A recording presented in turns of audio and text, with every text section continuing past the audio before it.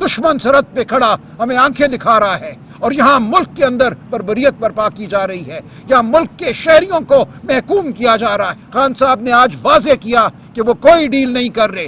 Deal का लफ्ज अपनी डिक्शनरी से निकाल दीजिए। हम आइन और कानून के लिए लड़ेंगे, हम लड़ेंगे अदलिया की आज़ादी के लिए लड़ेंगे, हम लड़ेंगे इस काली 26वीं आईनी तरमीम को खत्म करने के लिए लड़ेंगे। दुश्मन सरहद पे खड़ा हमें आंखें दिखा रहा है और यहाँ मुल्क के अंदर बर्बरियत बर्पा की जा रही है, यहाँ मुल्क के शहरियों को महकूम किया जा रहा है। हम दुश्मन नहीं हैं, हम इस मुल्क के मुहिब्बे वतन तरीन शहरी हैं। हम इस मुल्क की दिफा के लिए अपने खून का नजराना पेश करेंगे, अपनी जिंदगियों का नजराना पेश करेंगे, अपनी आज़ादी का नजराना पेश करेंगे। हम पीछे नहीं हटेंगे। पाकिस्तान की अवाम हमारे साथ है, हम पाकिस्तान की अवाम के साथ हैं और आज से अब हम बिल्कुल पीछे नहीं। खान साहब ने आज वाजे किया कि वो कोई डील नहीं कर रहे। डील का लफ्ज अपनी डिक्शनरी से निकाल दीजिए। हम आइन और कानून के लिए लड़ेंगे, हम लड़ेंगे अदलिया की आज़ादी के लिए लड़ेंगे, हम लड़ेंगे इस काली 26वीं आईनी तरमीम को खत्म करने के लिए लड़ेंगे।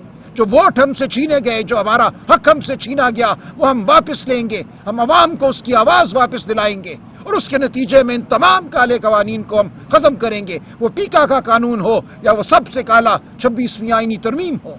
तो हम आपके सामने मौजूद। याद रहे 12 जुलाई 2024 को फैसला हुआ था कि पीटीआई को बतौर जमात नेशनल असेंबली में माना जाएगा और हमें तनासुब के हिसाब से खवातीन और गैर मुस्लिमों की रिजर्व सीट दी जाएंगी।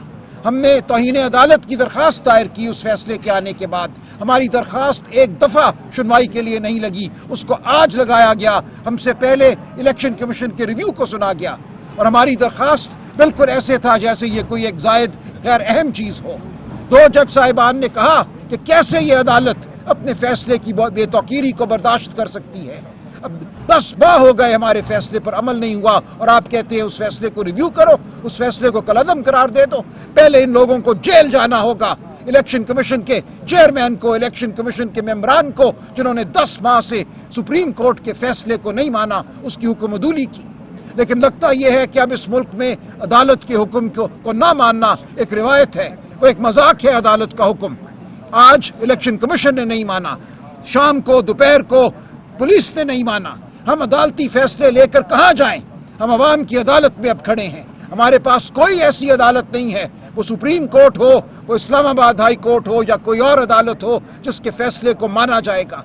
पाकिस्तान अब हमारे पास एक ही रास्ता है, वो सड़कों का रास्ता है, वो अवाम की अदालत का रास्ता है। आज इमरान खान साहब की जानिब से वाज़ेह पैगाम आया कि आप अपनी तहरीक शुरू कर दीजिए। इस तहरीक का पहला बाब हम खैबर पख्तूनख्वा से शुरू करेंगे और फिर यह पूरे मुल्क में फैलेगी। अब हमारे पास इसके सिवा कोई रास्ता नहीं है। खान साहब ने आज वाज़ेह किया कि वो कोई